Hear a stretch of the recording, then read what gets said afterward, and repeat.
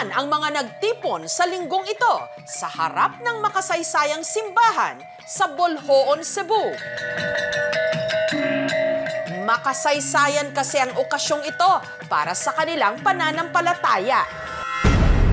Makalipas kasi ang mahigit 4 na dekada, makakauwi na sa kanilang bayan ang mga antigong Bolhoon panels na ninakaw mula sa kanilang simbahan. Mahigit 4 na dekada na ang nakararaan. Ang imposible, nahimong posible karong adlaw.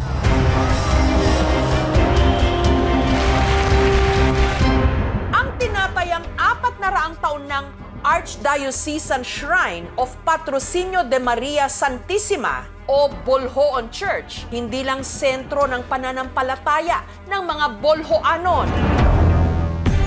Tahanan din ito ng ilan sa pinakalumang historical at religious artifacts sa bansa. Malaki ang papel ng Bolhoon for the spreading of Catholicism in the South. Meron sila ritong pulpit o ambo, kung saan tumatayo noon ang mga pare o praile para sa kanilang mga sermon sa misa. That was designed because there was no microphones during the time. Meron siyang tinawag na tonavos in Spanish, that is the sounding board that would amplify the voice of the priests. Pinalamutian ito ng 6 na wood panels na may imahe ng mga santo na pinaniniwalaang daan-daang taon na rin ang tanda. Yung mga panels ng pulpito, they are considered sacred kasi they are part of the iconographic program of the church as tools for evangelization. Ang purpose kasi ng mga iconography sa simbahan para ang mga parokyano can learn sa buhay ng mga santos. Wala pang TV at that time. This would have been the best tools for teaching. Pero noong dekada 80, nagulantang na lang ang mga parokyano nung nabalitaang ninakawan ang kanilang simbahan. At kabilang sa mga tinangay ng mga kawatan, ang 5 sa 6 na antigong wood panels ng pulpito. Pag simba na mo linggo, diyan kami mag-aupo doon sa ilalim ng pulpito. Nakita namin na yung wala na dingding. Pagkante na, naggubot ang tibok Buloon. Puno ang simbahan, nangita kung kinsa ang nagkuha. There's a report that it's the parish priest at the time, the perpetrator of unlawful taken of those panels. Sa job ay nagkuha. May kaso na pong na-file against the incumbent priest noon. But it was dismissed because of the failure to prosecute.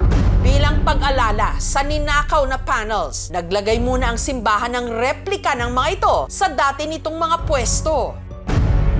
Habang ang tanging panel na naiwan sa kanila na may nakaukit na imahe ni Saint Leo the Great, i-display sa kanilang museum. Hanggang taong 2023, nabalitaan na lang daw ng volunteer ng simbahan na si Orlan na may 4 na antigong wood panels na nasa pangangalaga ng isang pribadong antique collector. Ang wood panels na may nakaukit na mga imahen ni Saint Augustine of Hippo, hawig daw sa mga wood panel na ninakaw sa kanilang simbahan. Nag-report dayon ko ni Father Brian Brigole. And we started the investigation. And that's where we find out that it's actually the Bolhoon panels that was lost in the 1980s. Agad naman daw silang nakipag-ugnayan sa may hawak ng mga ito. I reported to Dr. Jobers Bersales. He emailed, then he replied na he is willing to return the pulpit panels to the town of Bolhoon. Hanggang nitong February 2024, nalaman na lang nila na ang wood panels na sinusubukan nilang maibalik sa Bolhoon kabilang sa isang koleksyon na in-exhibit sa National Museum. Ito yung nawawala. Ito pa talaga yun. Ang exhibit na yon, inulan tuloy ng batikos. Ibalik niyo yan sa Bolhoon. These panels are stolen. Sa isang pahayag, iginiit ng Pambansang Museo na legal ang naging paraan kung paano napunta sa kanilang kustodiya ang mga Bolhoon panel. I-donate daw ito sa kanila ng isang pribadong kolektor. Bukas naman daw ang museum sa isang dialogue para maibalik ang mga ito sa simbahan. In the meantime, in order to prioritize the welfare of these panels, we will continue to pursue preventive conservation measures necessary to prepare them for the public display in due course. This demonstrates our steadfast dedication to fostering understanding, appreciation, and access to our rich cultural heritage for all Filipinos. Because laws are not yet so strong. Wala tayong test case on this. Proving ownership is one thing, but how about regulating heritage properties? Not only somebody possessing something that was stolen. These pulpit panels are not work of arts to be displayed in a museum because that is not the original context, no? This is part of the pastoral function na pagpadayag sa pagtuo, no? Hanggang sa ang pagbabalik ng kontrobersyal na Bolhoon panels, itinakda nitong March 14. Pero bago yan, ang Bolhoon panels dumaan muna sa mabusising restoration process.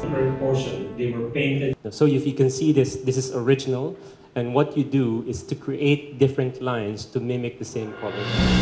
At nitong March 12, ang 4 na panels ibinahe na patungong Cebu. Kinabukasan, opisyal itong itinurn over sa local government unit ng Bolhoon. Sa isang press conference, ang Bolhoon panels na nakasilid sa 2 selyadong crates ipinasilip sa publiko.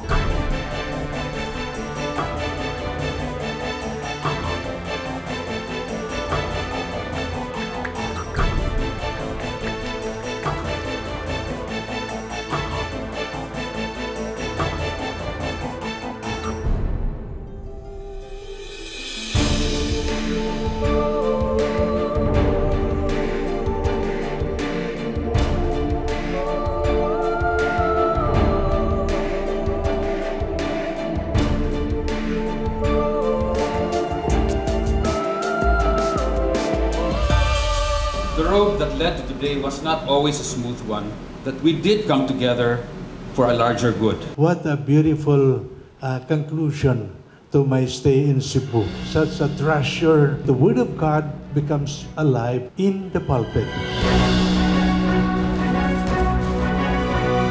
Gabi, bago ang homecoming ng Bolhoon panels, puspusan ang naging paghahanda ng mga residente.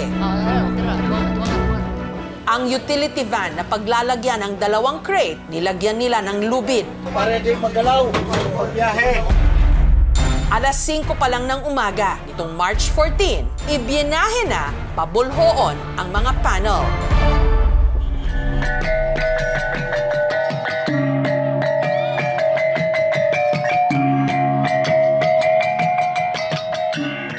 Noong mga oras na yon, ang mga deboto at residente na may bit-bit pang banderitas, nakaabang na sa simbahan.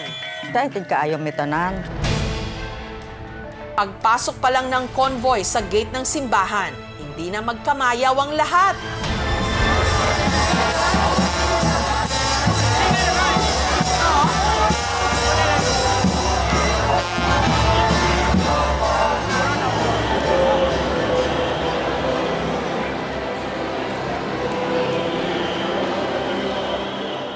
At nung isa-isa nang binuksan ang crates na naglalaman ng panels,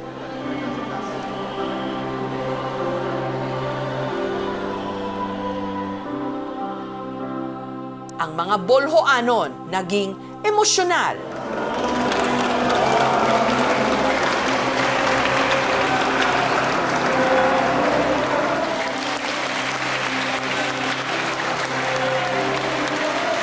Nalipay yun. Wala pagbutan sa Ginoo siguro. Merong ninakaw sa simbahan at isinol. It's highly significant. It's not just for Cebu, it's for the rest of the Philippines. Nakasaday term nga, pakighiuli, no? Reconciliation. And it's all packed to that. He is being sent to its original and contextual place. Ang karpinterong si Tatay Mando ang naatasang magkabit ng mga panel sa orihinal na pwesto ng mga ito sa pulpito. Siguro dyan ako na pagpaligon, pagtao diha, para kung dunay mag-interes nga makuha na, maglisod na sila pagkuha.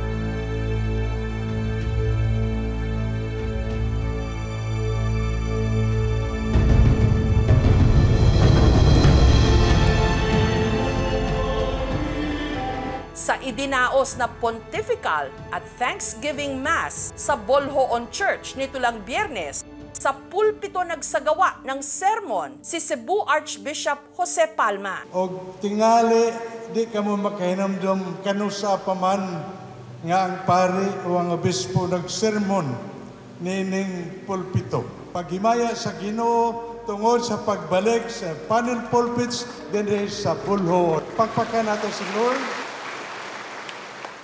Nalipay jud mi, pasalamaton ko nga akong edad nakaabot pa ko sa pag-uli sa among panel. Isang puwang na lang ang bakante sa pulpito, nakalaan para sa ika-6 na panel na hanggang ngayon hinahanap pa rin ng mga Bolhoanon.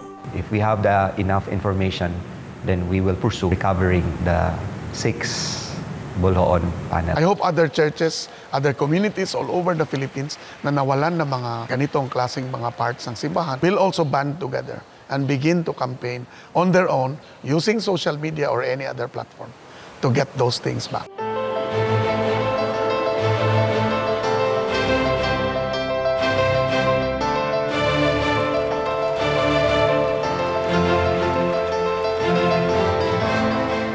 Para sa mga taga-Bolhoon, isang milagrong maituturing ang pagbabalik ng 4 na panels at patuloy nilang inaasahan ang isang himala na sana maibalik din ang isa pang nawawalang panel dahil ang mga ito'y yaman ng kanilang bayan at simbolo ng kanilang malalim na pananampalataya.